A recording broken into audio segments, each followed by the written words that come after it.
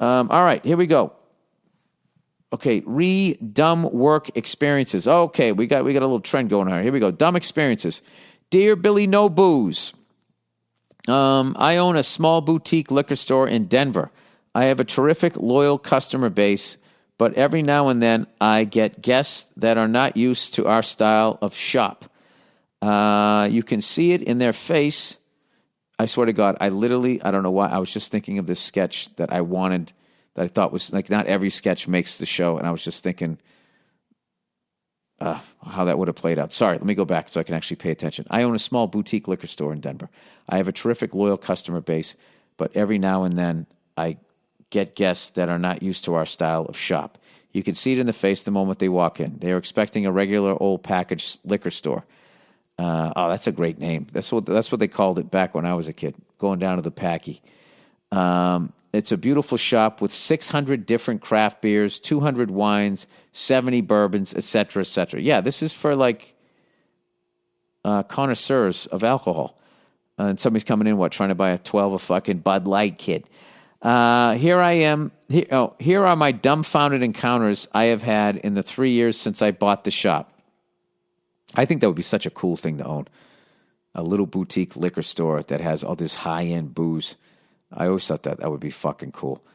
Number one, just a couple weeks ago, a woman about 50 years old or so came in and said, I was sent here to buy some blow. I responded, I'm sorry, what was that?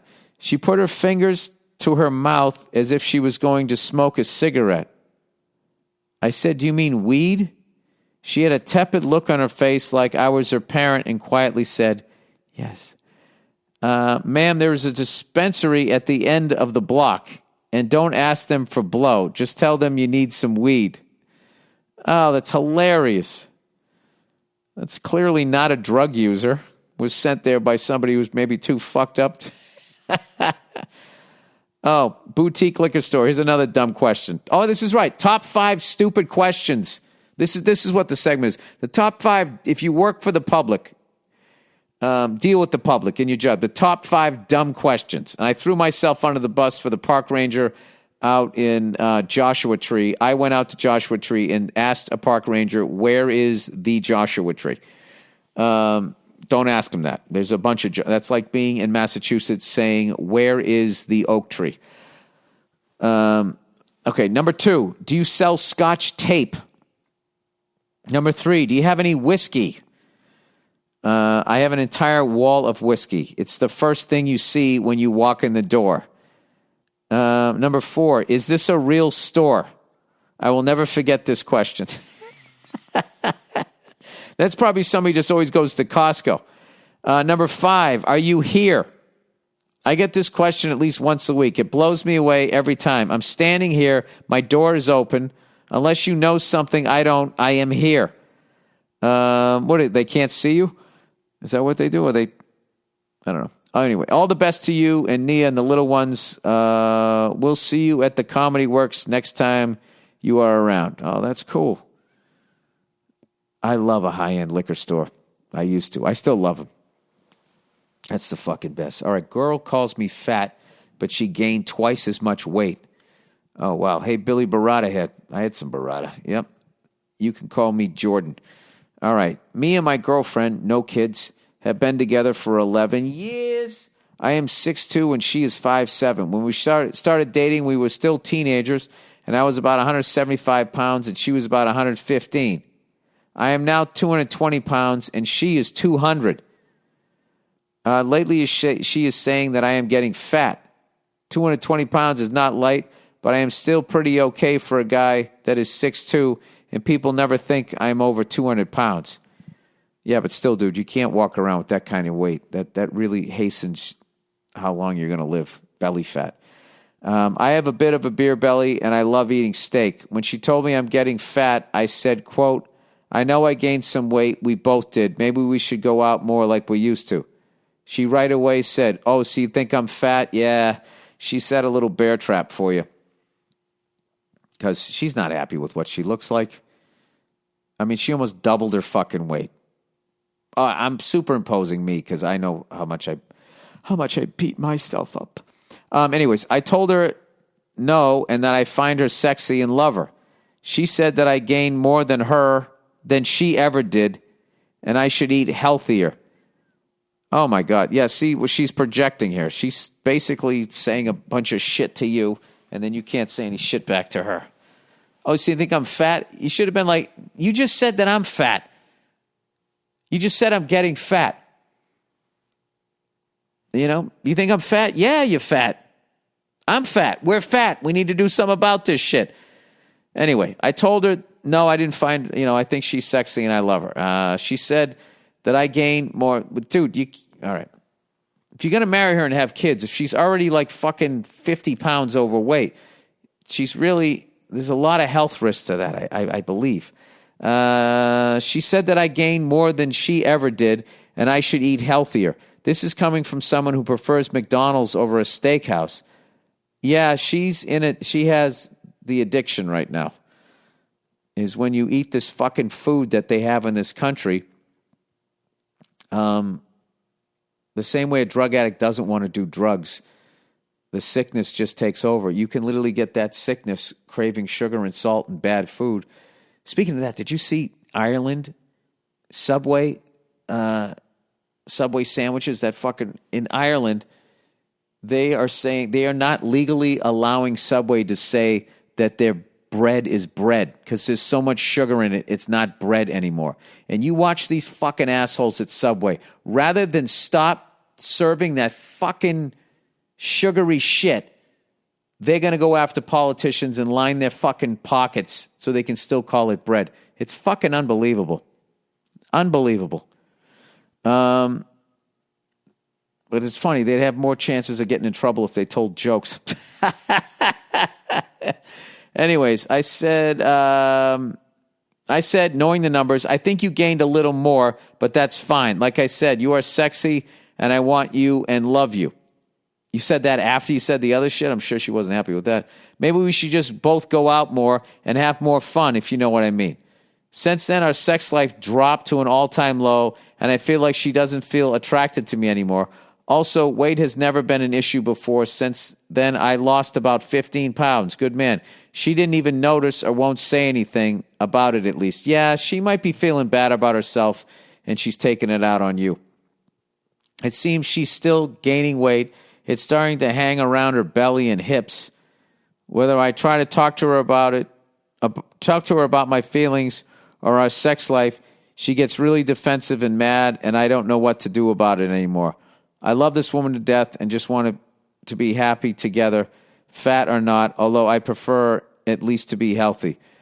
What would Billy Bald Balls do? Please help. Thank you, and go fuck yourself. I would just say to her, just tell her you need to talk, and I would sit down and tell her that you love her and that you want to be with her. But, like any relationship, there comes times we have to sit down and talk, and this is one of them. And I would just tell her how you're feeling and just tell her what you want to do and how it makes you feel when the sex life. It's like you told me that I was getting fat, and then we had that conversation, and now you're not having sex with me. I feel like you're not attracted to me anymore. Is that the truth? Is that the case? I would say. And then listen to what she says. And then you just basically have to tell her what you would like the two of you to do, which is to live a more healthy lifestyle. I want to live a more healthy lifestyle with you. And see what she says. And just tell her how you're feeling and tell her what you want and what you want the two of you to do.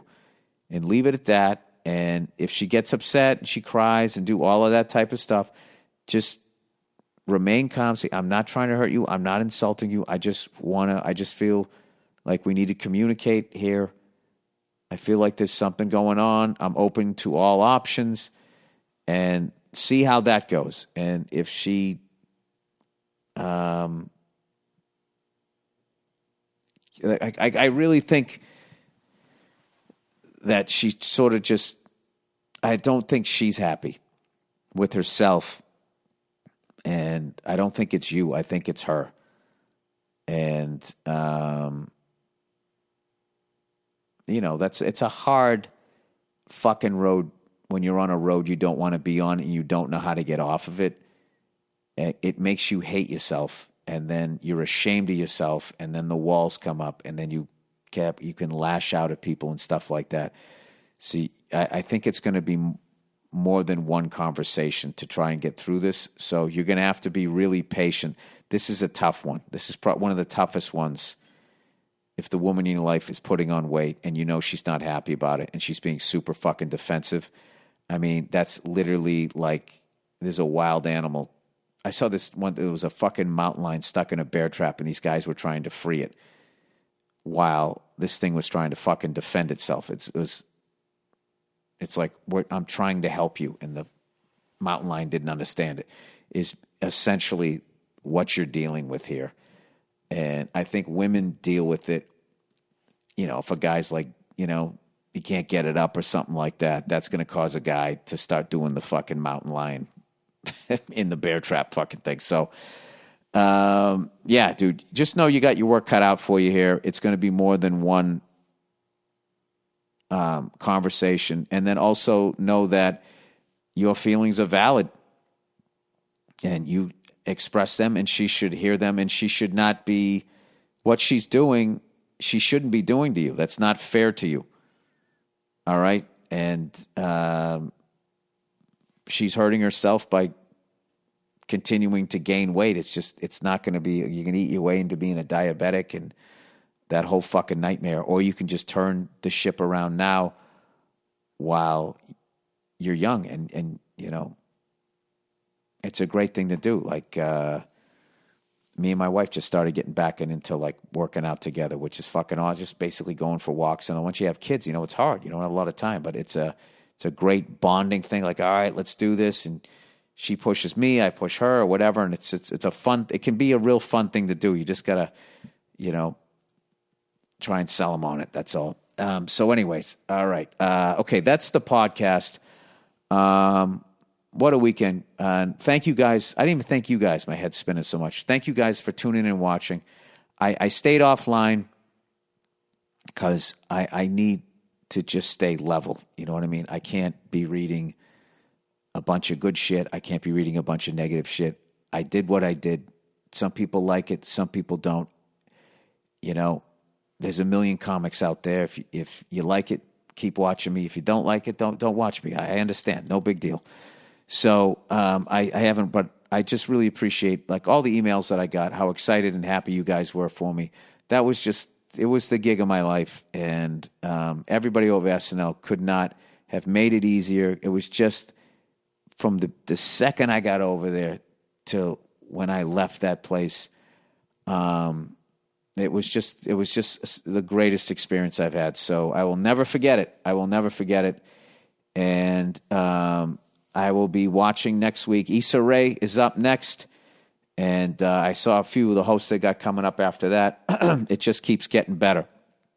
So that is it, everybody. That is the podcast. I will talk to you. I'll check in on you on Thursday. All right, go fuck yourselves. I'll see you.